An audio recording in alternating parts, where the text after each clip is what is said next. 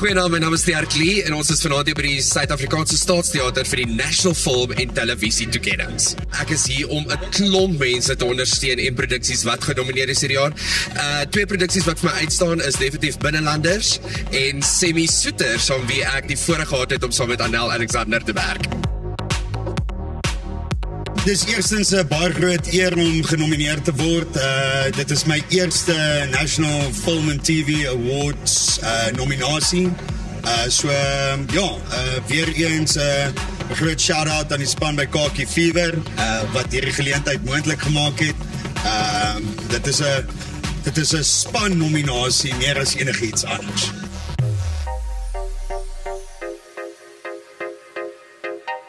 Hi, my name is Liam Spielman, and I co-directed the film Adam with Whitford Collins. So we're here we're nominated for Best Feature Film. And top of that, one of our actors, Dirk, essentially got nominated for Best Supporting Male Actor. It was our first film.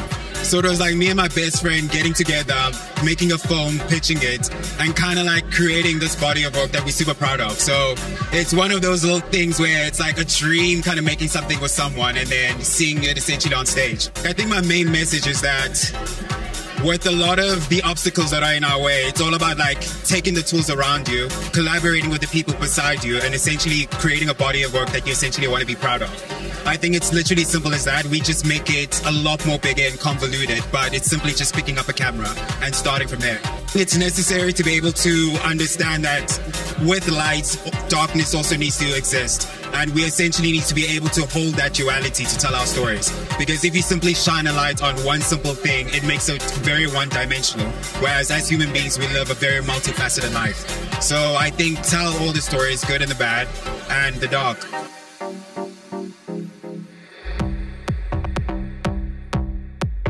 I feel like I'm with my family at the moment.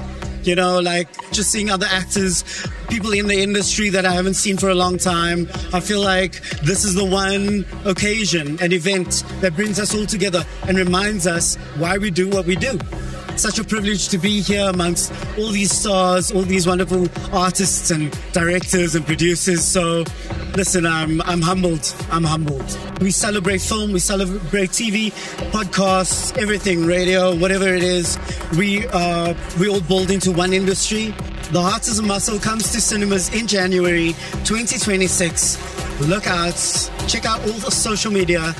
We're called @The Heart is a Muscle Film on Instagram. Check us out.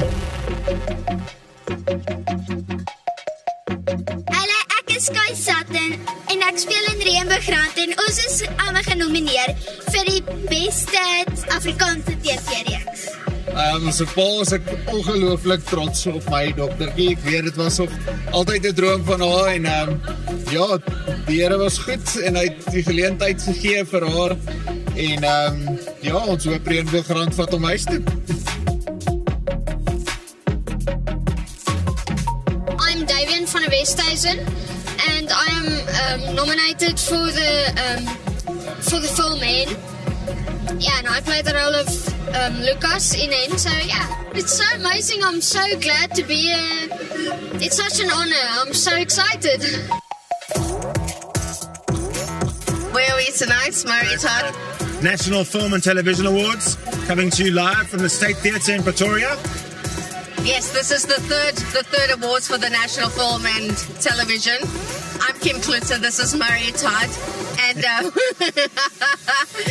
and it's really, really crazy beautiful tonight. It's so nice to see people out and about getting dressed up and then bumping into our peers, you know, that you don't get to see often. Yeah, nice to celebrate each other, I think, you know, so yeah, good luck to all the nominees and may the best actors, actresses, production companies win.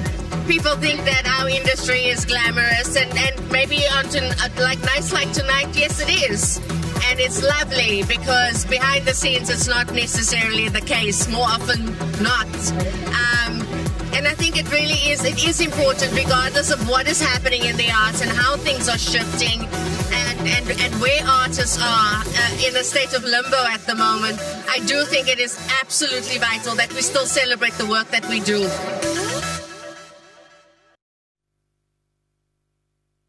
Ja, baie geluk aan François Jacobs wat beste akteur in 'n ondersteunende rol in film gewen het vir Kaki Fever. En dan ook Keenan Harrison, wat beste akteur in film gewen het vir Heart is a Muscle. Nou ja, sedert die fratsongeluk op hulle plaas vroeër vanjaar, het klein Jana Steyn se storie duisende Suid-Afrikaners se harte aangeraak. Die 17 maande oue Peter, wat in Augustus onder haar pa se bakkie beland het sedertdien ongelooflike vordering getoon. En ek gesels nou met Jana se ouers, Kelly en Sean, oor hoe sy herstel. Goeiemôre, good morning aan albei van julle en baie dankie dat julle vanoggend by ons aansluit. Môre, en dankie vir julle dat julle ons hier op het. Goed, ek dink ek wil sommer begin deur te vra, hoe het Jana se herstelproses tot dusver verloop? Ja, sy doen goed. Sy is elke dag is al ietsie beter, ietsie wat sy meer doen. Sy is nou op 'n stadium wat sy, as jy iets sê, dan wil sy dit sommer saam jou sê. So ja, nee, ons is baie geseënd en ja, dit gaan regtig goed met haar. Maar die dokters is ook tevrede. Ja. Dis baie goed om te hoor. Ek wil net vir 'n oomblik 'n tree terugneem en vir julle vra dat julle net vir ons verduidelik hoe ernstig haar beserings volgens die dokters was. Ja, ernstig, dit was, die dokters was self almal bekommerd en ek dink die dokters was almal self verbaas. Toe sy lewendig daar uitgestap het en die mense by die eerste hospitaal waar ons gegaan het by ongevalle, hulle almal kan dit nie glo nie, hulle kan nie glo ons dogtertjie is weer haarself nie. Toe ons nou by haar opvolg afsprake was, toe kom sy ingestap by die dokters se spreekkamer en hy sê sy loop. Ek het nie gedink sy gaan loop nie en hy sê kom ons wees net vir een oomblik ernstig. Ek het nie gedink dit gaan so gaan nie. Ek het gedink daar gaan 'n infeksie kom en dit gaan bietjie erger wees. So nee, dit was maar ernstig en ek dink ja, dit het regtig goed uitgedraai. Ja. Sê my, wat was die moeilikste deel van die herstelproses tot dusver? Ek sal nie sê daar's 'n moeilike deel nie. Daarvan was maar tye in die hospitaal wat 'n ou half.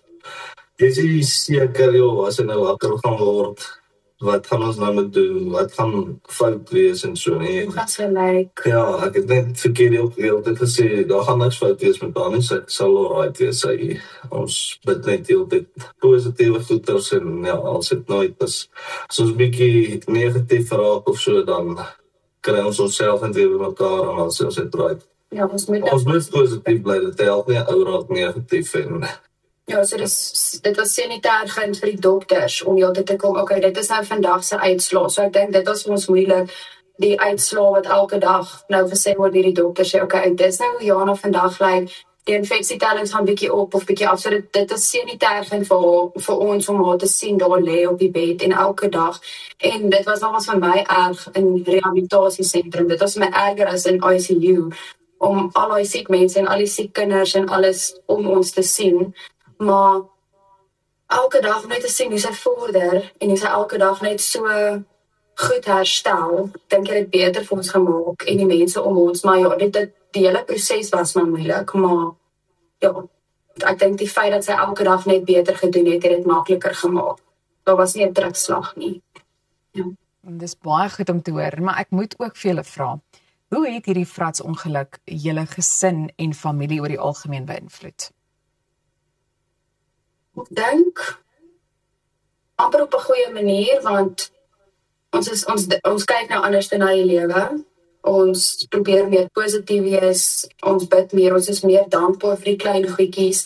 Elke keer as ek my kinders vashou, dan sê ek net dankie Here vir my kind, dankie dat sy gesond is. So ja, ek dink ons by die klein goedjies net ernstig op ons van selfspreek, die goed wat mens vooraf van selfsprekend gevat het, is vir ons nou, die klein goedjies is vir ons belangriker. So ja, ek dink ons sien die lewe net bietjie anderste en dat die lewe so vinnig kan verander. Ja. En hoe lyk die pad vorentoe vir Jana en julle gesin? Nee, daar sê regtig iets snaaks nie. Hulle beplan al volgende jaar Maart gaat in haar skedel toe te maak. Ja, die dokter het ook gesê hulle wag dalk 'n jaar en so en toe ons nou daar is. Toe sê ja, sy doen so goed, dan beplan ons dit nou vir Maart. ja, so dan gaan hy nou maar, hy het gesê wat hy dink hy gaan doen, so ons sal nou maar hoor dan. Ja. Maar ja, daar's nie regtig, hulle sê nie regtig vir 'n ou, hy was nou kol op haar brein gewees, maar hulle sê nie vir 'n ou, so, sy gaan nie kan loop, sy gaan nie kan onthou nie. Dis Dit is omdat sy so klein is, kan hulle nie verseker sê nie, omdat sy nog groei en herstel op dieselfde tyd. So daar was nie iets van wat hulle sê, okay, hoor hierso, hierdie jaar gaan nou so lyk, dit is wat sy nou gaan doen nie. Ons vat eintlik elke dag soos dit kom, maar dit lyk positief en ons bly positief en ons vat alles met 'n positiewe houding. So ja, sy doen goed en sy is weer 100% haarself. So ons weet daar gaan niks fout wees nie. So ja. Ons het 'n paar sekondes oor en ek meen so iets, 'n mens sal so iets niemand anders toewens nie. Maar wat sou julle raad wees net in 'n paar sekondes aan ouers wat deur 'n soortgelyke traumatiese ervaring gaan?